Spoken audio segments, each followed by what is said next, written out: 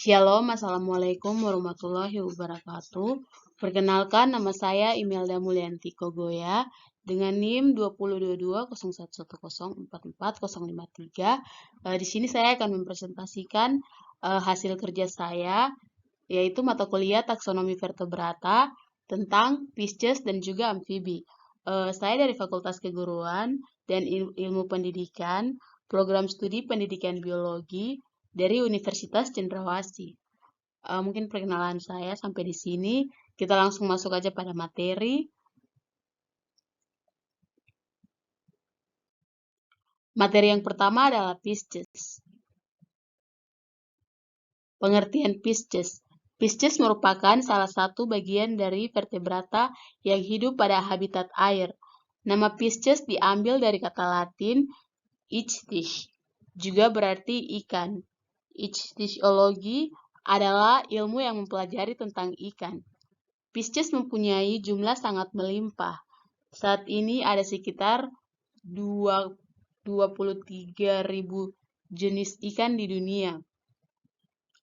Bukti fosil ikan menunjukkan bahwa ikan telah ada di bumi selama sekitar 530 juta tahun yang lalu. Berbagai jenis ikan di dunia tersebar dalam berbagai habitat seperti laut, sungai, payau, dan habitat lainnya. Ikan mempunyai fungsi yang kompleks, baik fungsi yang ekologi, konservasi maupun fungsi pendukung berkelanjutan hidup manusia sebagai bahan pangan. Yang berikut, ciri-ciri umum Pisces. Pisces mempunyai 6 ciri-ciri umum. Yang pertama, mempunyai sirip untuk bergerak. Di sini ada sirip dada, sirip punggung, sirip perut, sirip anal, dan ekor. Yang kedua, bernafas menggunakan ingsan. Dan yang ketiga, peredaran darahnya tertutup tunggal. Yang keempat, memiliki sisik yang licin atau berlendir, atau merupakan hewan poikiloterm, atau hewan berdarah dingin. Yang kelima, dapat berkembang biak secara ovipar, ovovivipar, atau vivipar. Yang keenam, mempunyai endoskeleton.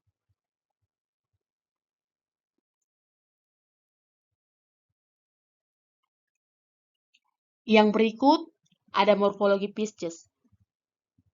Morfologi Pisces di sini ada mata, ada sisik, ada sirip punggung, ada sirip ekor, sirip dudur, ada sirip perut, sirip dada, rongga ingsan, dan juga mulut. Yang berikut anatomi Pisces. Anatomi Pisces yang pertama ada nostrin. Nostrin yang terletak pada bagian depan mata pada Pisces. Ada otak. Dan juga ada tali spinal. Ada gelembung renang. Sirip dorsal. Sirip adiposa. Sirip caudalis atau sirip kaudal. Sirip analis.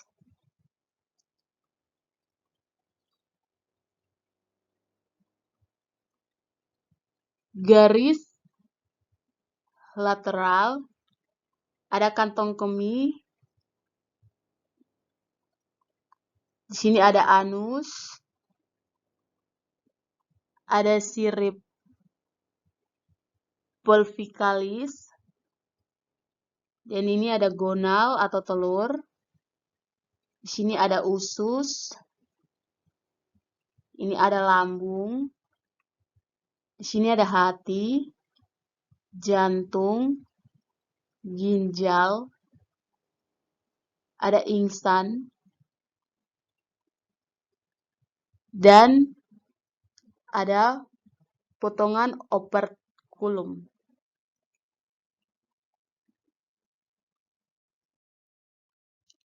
Yang berikut klasifikasi Pisces. Filum Pisces dibagi ke dalam 3 kelas, yaitu Agnatha atau ikan tidak berahang. Yang kedua, Chorditiches atau ikan bertulang rawan, serta Osteichthyes atau ikan bertulang sejati.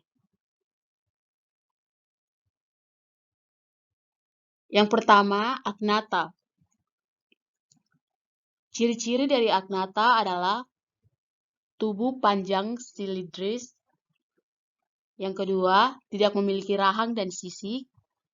Yang ketiga, umumnya terdapat di Eropa dan Amerika Utara. Yang keempat, rangkanya terbentuk dari tulang rawan. Yang kelima, jantungnya beruang 2. Yang keenam, tubuh dibedakan atas caput atau kepala, trunkus atau tubuh, dan caudal atau ekor. Dan yang terakhir, ekornya berbentuk pipih. Gambar dari Agnatha adalah, contoh gambarnya adalah ikan belut. Yang saya ambil di sini adalah ikan belut. Dan yang kedua ada Chondrichthyes atau ikan bertulang rawan. Ciri-cirinya, yang pertama tubuh bertulang rawan, yang kedua memiliki rahang, yang ketiga lubang hidungnya berpasangan, yang keempat memiliki sirip berpasangan, dan yang kelima jantung beruang 2. Di sini contohnya saya ambil adalah ikan hiu. Yang ketiga, Osteichthyes atau ikan bertulang sejati. Di sini ciri-cirinya, yang pertama, hidup di air tawar, di air laut, dan di rawa-rawa. Yang kedua, mempunyai sirip berpasangan. Yang ketiga, berahang. Yang keempat, kulit mengandung kelenjar mukosa. Yang kelima, mulut terletak pada ujung kepala. Dan yang terakhir, memiliki sisik. Di sini contoh yang saya ambil adalah ikan mas.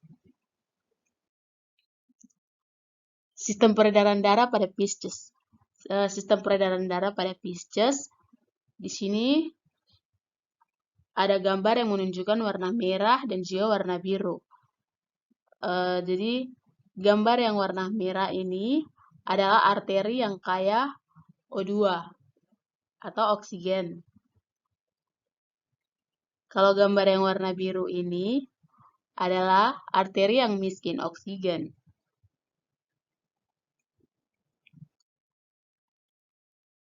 Yang berikut sistem ekresi pada Pisces. Sistem ekresi pada Pisces di sini saya ambil ada 2, yaitu ikan air tawar dan juga ikan air laut. Yang pertama ikan air tawar.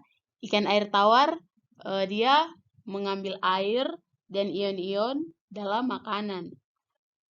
Kemudian mengambil garam oleh insang. Kemudian dia mengeluarkan air dan urin yang banyak dari ginjal. Kemudian pada ikan air laut, dia mengambil air dan ion garam dari makanan. Kemudian dia mengambil air dan ion garam dari minuman air laut. Kemudian dia mengeluarkan ion garam dari insang. Kemudian dia mengeluarkan ion garam dan sedikit air dalam bentuk urin dari ginjal.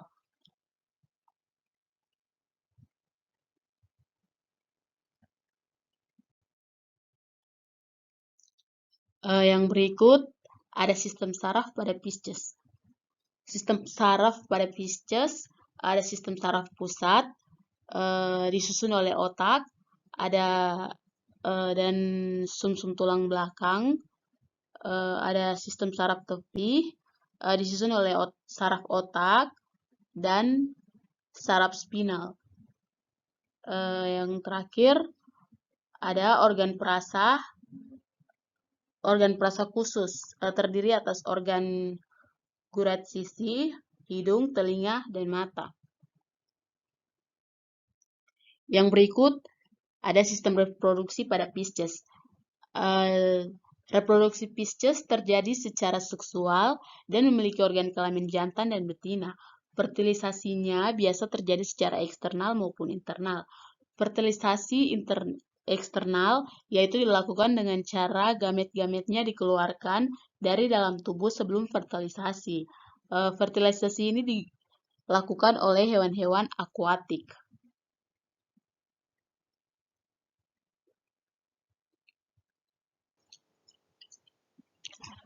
Hewan-hewan akuatik ini adalah hewan yang hidup di dalam atau di sekitaran air.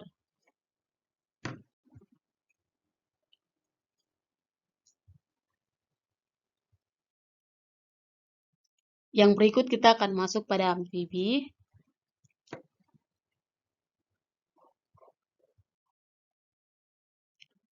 Pengertian amfibi.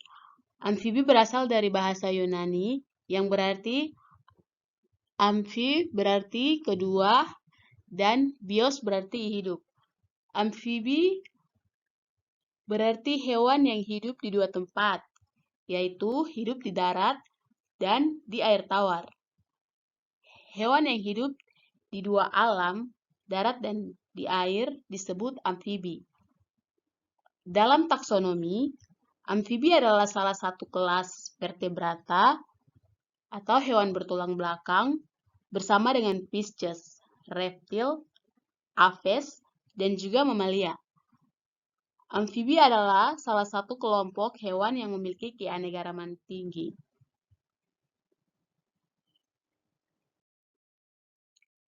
Ciri-ciri umum amfibi. Di sini saya temukan ada 8. Yang pertama dapat hidup di dua alam, di air dan di darat. Yang kedua memiliki kulit yang selalu basah. Yang ketiga kulit cenderung berlendir. Yang keempat jantung terdiri dari 3 ruang. Yang kelima bereproduksi dengan bertelur serta pembuahan eksternal. Yang keenam hewan berdarah dingin, mereka tidak bisa mengatur suhu tubuh mereka sendiri. Yang ketujuh, warna kulitnya bermacam-macam. Ada yang berwarna hitam, berwarna coklat, berwarna merah, kuning, dan juga berwarna hijau. Yang terakhir, pada saat masih kecil atau masih berudu, mereka bernafas menggunakan ingsan. Setelah dewasa, mereka bernafas menggunakan paru-paru dan kulit. Di sini ada morfologi amfibi. Morfologi amfibi secara umum adalah ciri-ciri dari katak, seperti warna kulit, ada tidaknya kantung suara, lipatan kulit, selaput renang, dan kulit luar yang tipis, lembab, dan licin. Amfibi memiliki kulit bergranula yang halus, tanpa sisik, dan 2 pasang tungkai atau berkaki 4. Di sini ada gambar morfologi pada katak. Pada gambar morfologi katak, yang pertama ada tengkorak, ada rongga mata, ada tulang belikat, ada ruas tulang belakang, ada prosesur tulang belakang,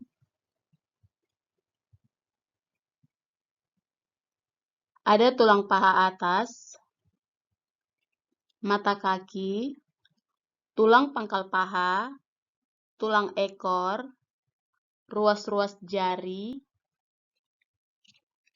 ada humerus. Humerus ini adalah tulang lengan atas, ada radius, Radius adalah tulang lengan bawah.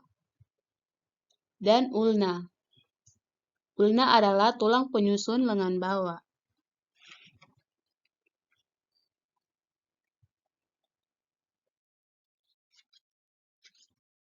Di sini ada anatomi amfibi.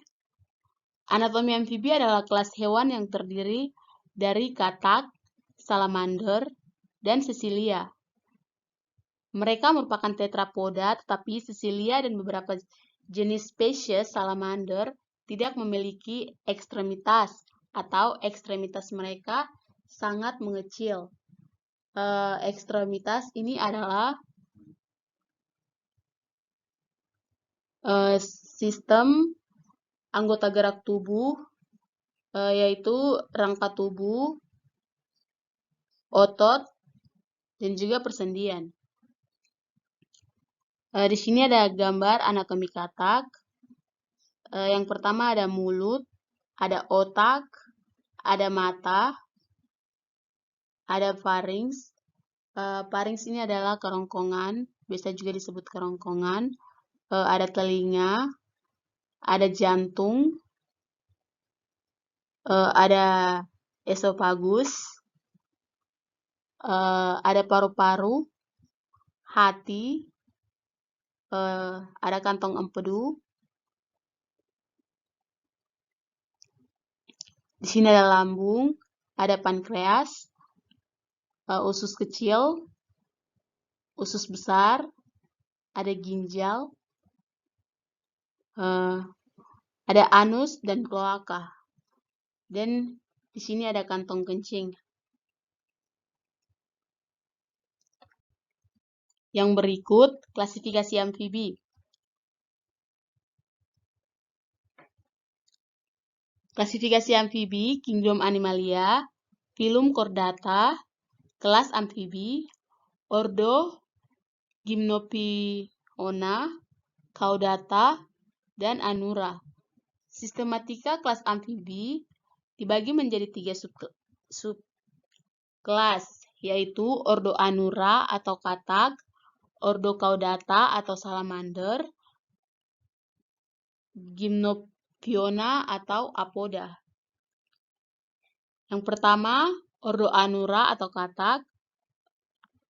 Habitat pada katak, habitat Ordo Anura atau katak di atas pohon, sepanjang sungai atau air mengalir, hutan primer, dan hutan sekunder, serta sawah.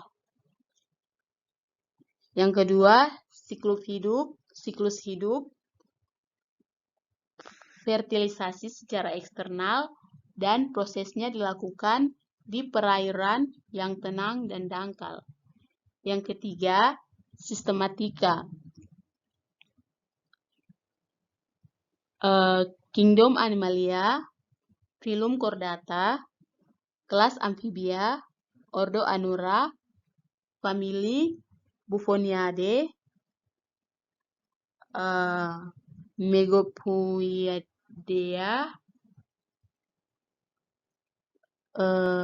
Ranidae, Icroiledae, Rhacoporidae.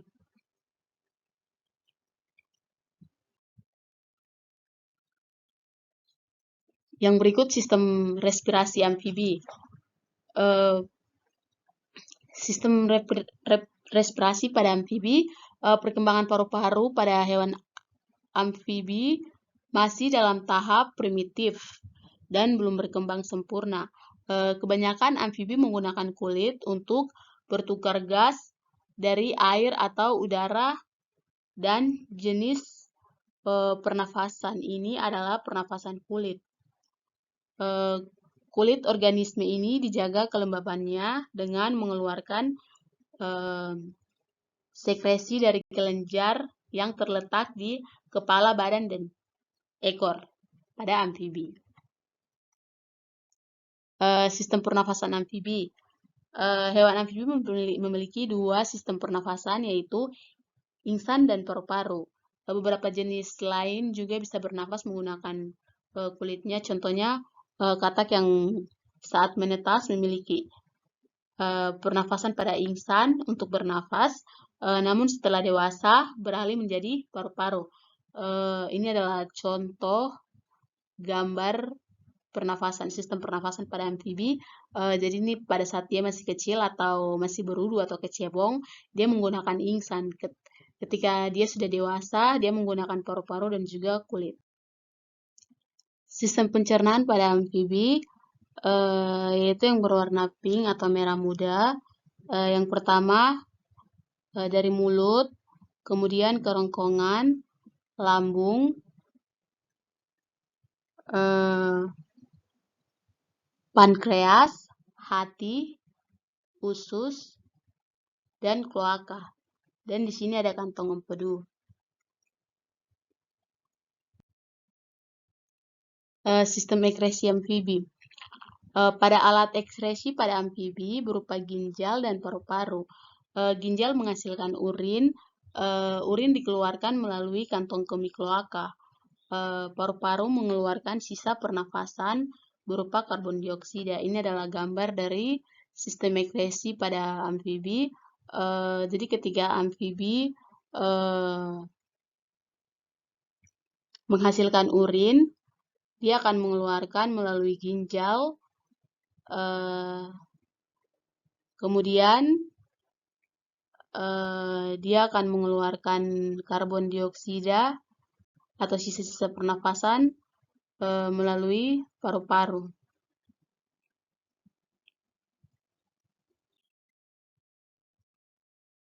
Ini adalah gambar alat ekskresi pada katak.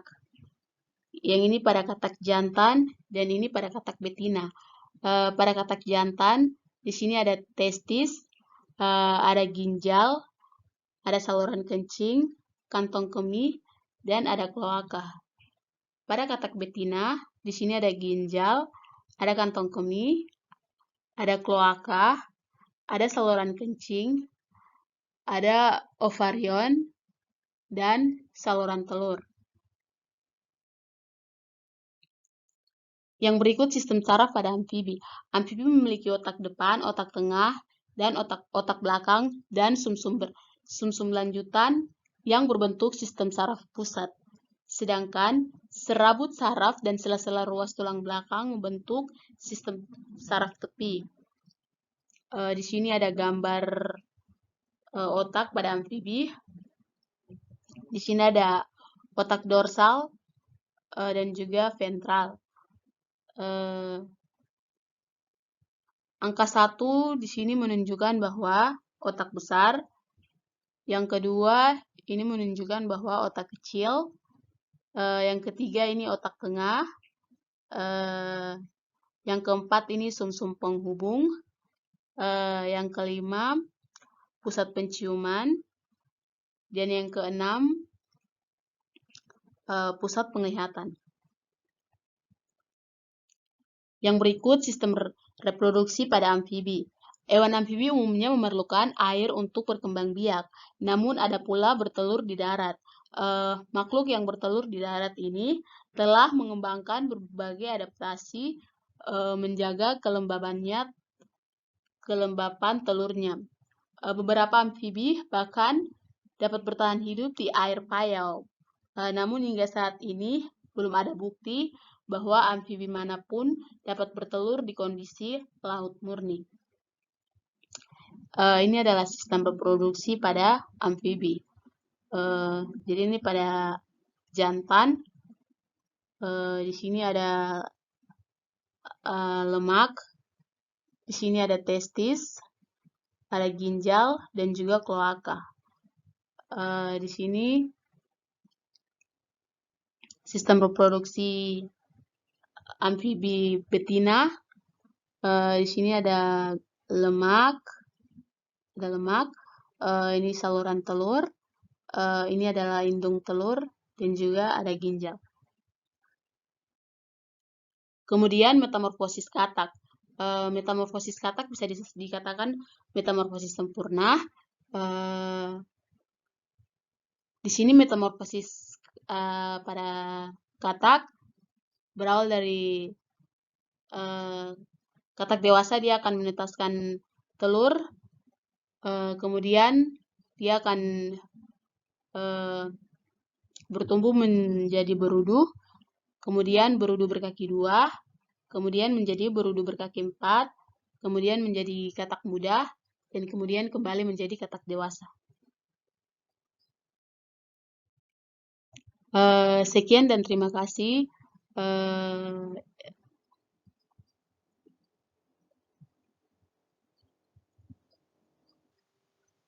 Ini adalah hasil presentasi saya.